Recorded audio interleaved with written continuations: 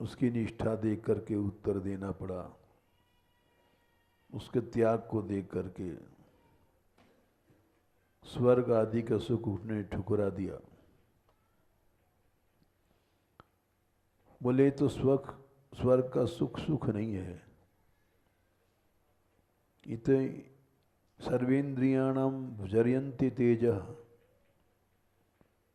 मनुष्य को तेज को जला देता है, क्षणिक है, स्वभावा। उसके बाद धर्मराज ने उपदेश दिया, जीवात्मा के शुद्ध स्वरूप का वर्णन।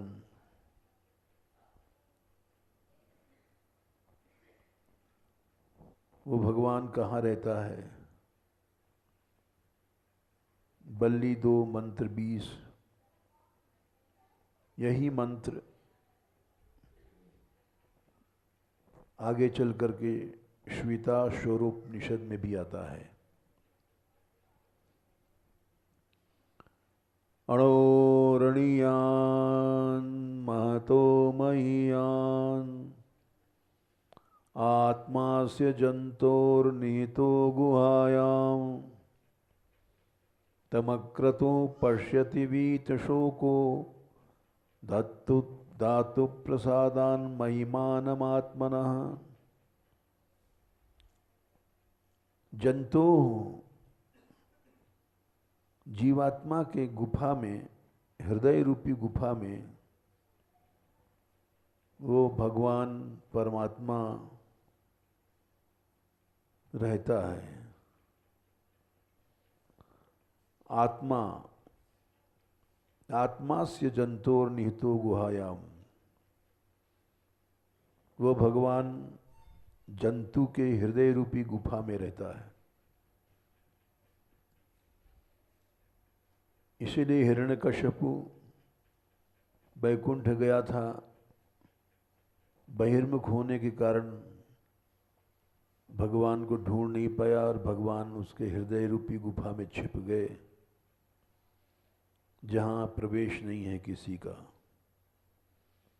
लेकिन एक शब्द है अक्रतु। जब मनुष्य कामना से रहित हो जाता है तो उसका दर्शन करता है। वीत शोक मन शोक रहित होकर के, और धातु प्रसादान, भगवान की कृपा से उनकी महिमा का दर्शन करता है।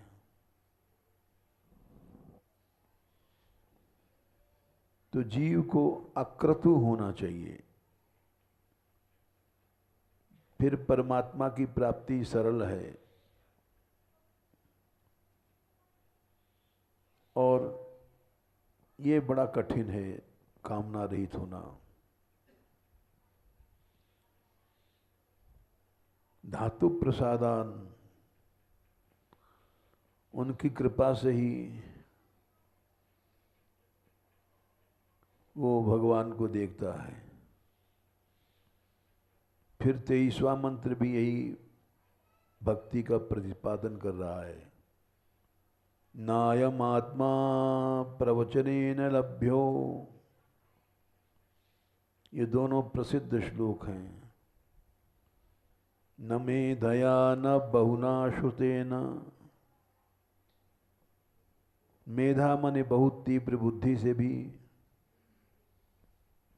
पर ब्रह्म की प्राप्ति होती है, न प्रवचन से, न बहुत सुनने से।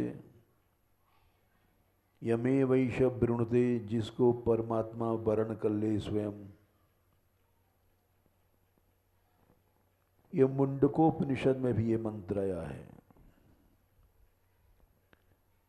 एक अक्षर बदल जाता है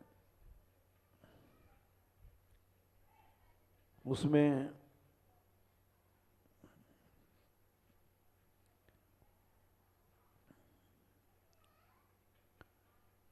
नायम आत्मा प्रवचने नभ्यो,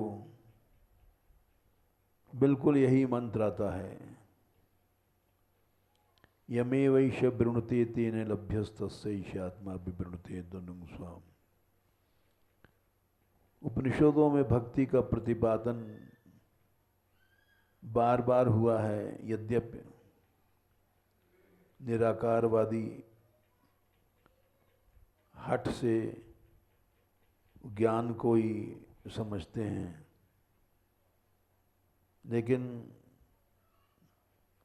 ये मंत्र भी आया है 2 बार, और वो भी आता है अणोरणीयान महतो महियान।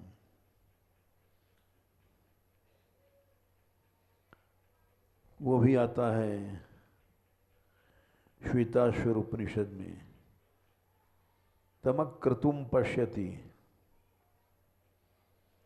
उसमें एक शब्द बदल जाता है। इसमें जीव को कहा गया है, जब जीव निष्काम होता है तब दर्शन होता है, और उसमें कहा गया है तमक क्रतुम। वो परमात्मा भी अक्रतुम है, संकल्प रहित है। जीव को भी अक्रतु होना है, तब वो अक्रतु होकर के अक्रतु को प्राप्त करेगा।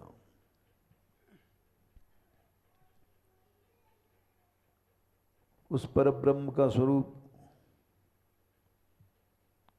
यही अक्षर न जायते मृत्य वाव कदाचित, गीता में भी कहा गया है।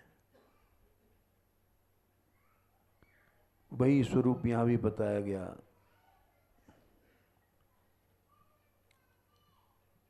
इस तरह से भगवान की कृपा से ही, भक्ति से ही यमे वैश वृणुते, यही मंत्र मुंडकोपनिषद में भी आता है, कठोपनिषद में भी आता है। अक्रतुम पश्यति धातु प्रसादान महिमान आत्मना, यही बात कठोपनिषद में भी आता है, यही बात श्वेताश्वर उपनिषद में भी आता है। इसलिए भगवान की कृपा से ही सब कुछ होता है।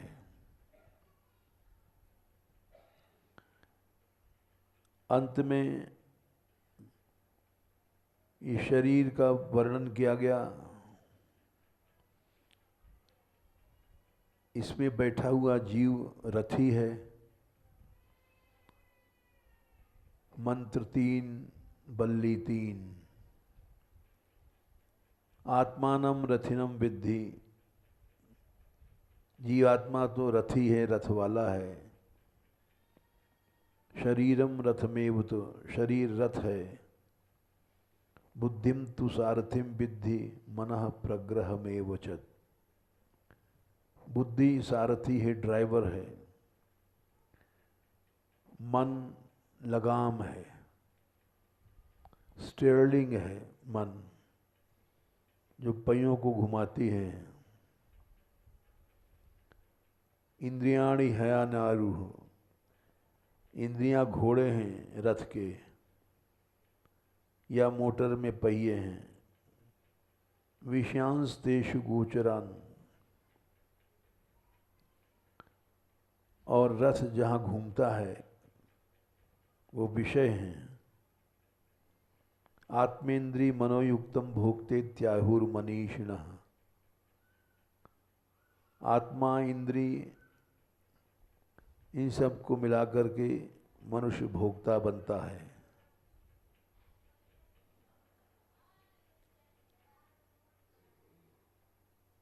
इसी बात को मंत्र 10 में कहा गया, इंद्रियभ्य परा ह्यर्थ अर्थेभ्यश्च परम मनः, मनसास्तु परा बुद्धिर, बुद्धिरात्मा महान परः। गीता में भी तीसरे अध्याय में ये बात कही गई है। इंद्रियाणि पराण्याहु इंद्रियेभ्यः परम मनः।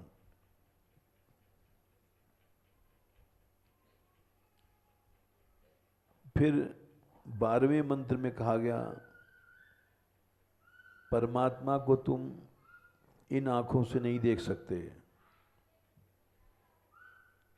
एष सर्वेषु भूतेषु गूढ़ोत्मा न प्रकाशते दृश्यत्वे त्वग्रया बुद्ध्या। मानस साक्षात्कार होता है तीव्र बुद्धि से।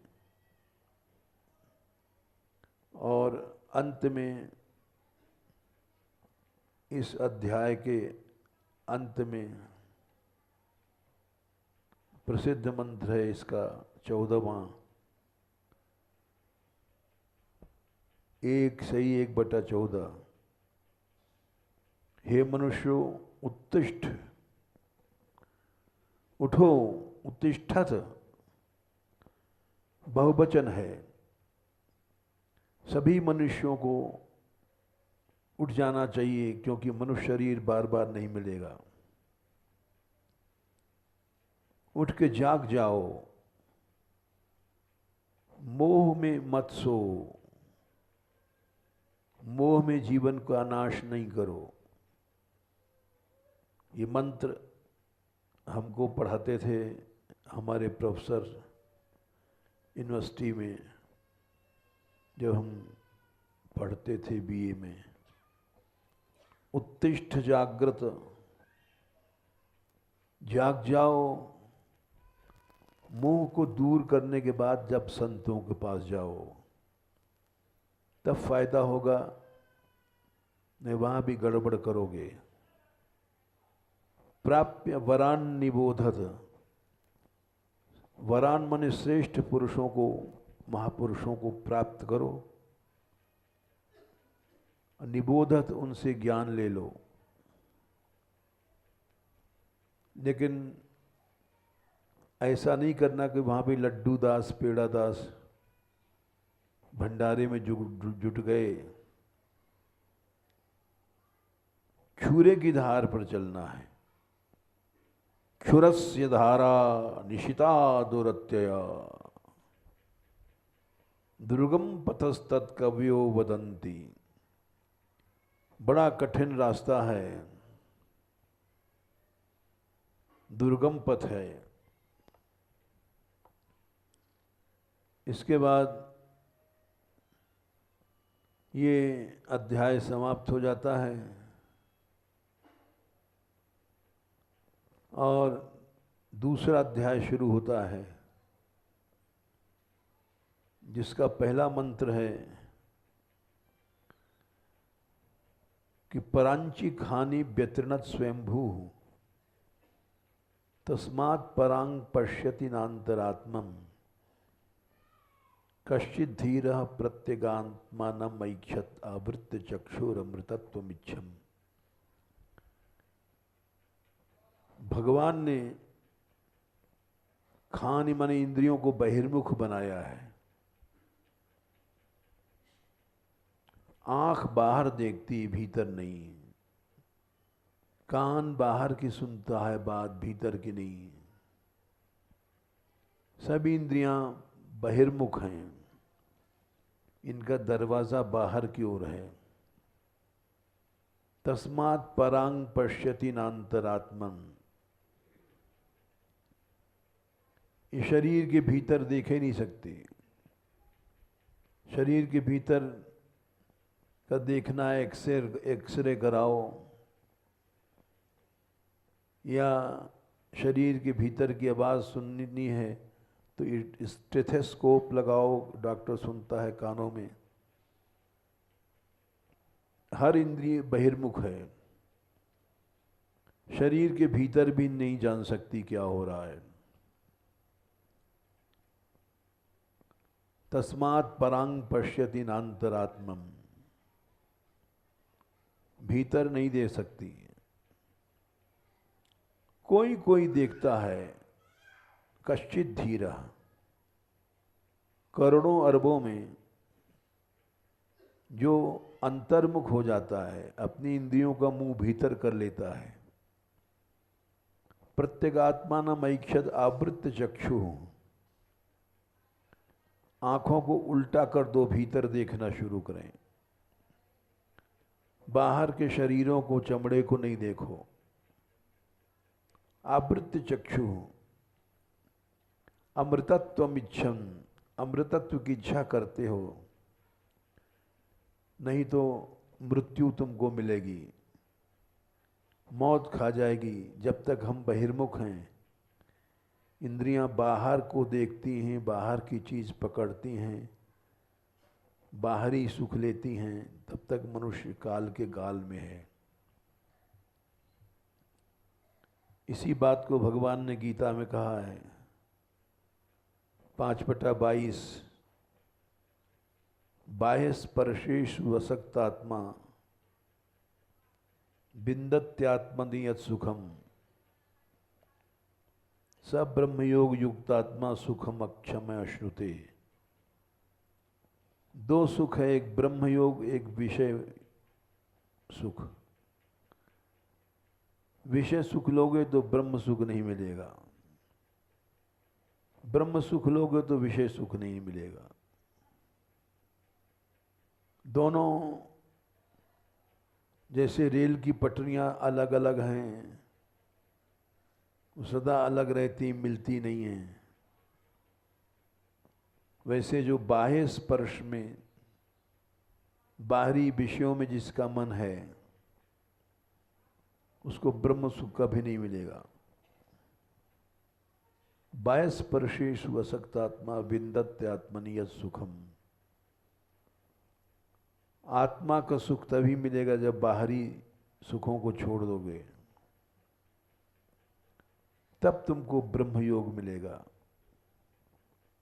सब ब्रह्म योग युक्त आत्मा, अविनाशी सुख उसको मिलता है। तो इस तरह से ये दूसरे अध्याय का पहला मंत्र कठोपनिषद का हुआ। जय श्री राधे।